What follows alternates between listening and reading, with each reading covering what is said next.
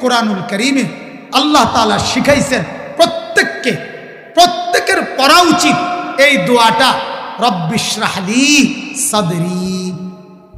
এই দোয়া বাচ্চারা পড়ে, রব্বিশরাহ লি সাদরি ওয়ায়াসসির লি আমরি ওয়াহলুল উকদাতাম মিন লিসানি ইয়াফকাহু কওলি।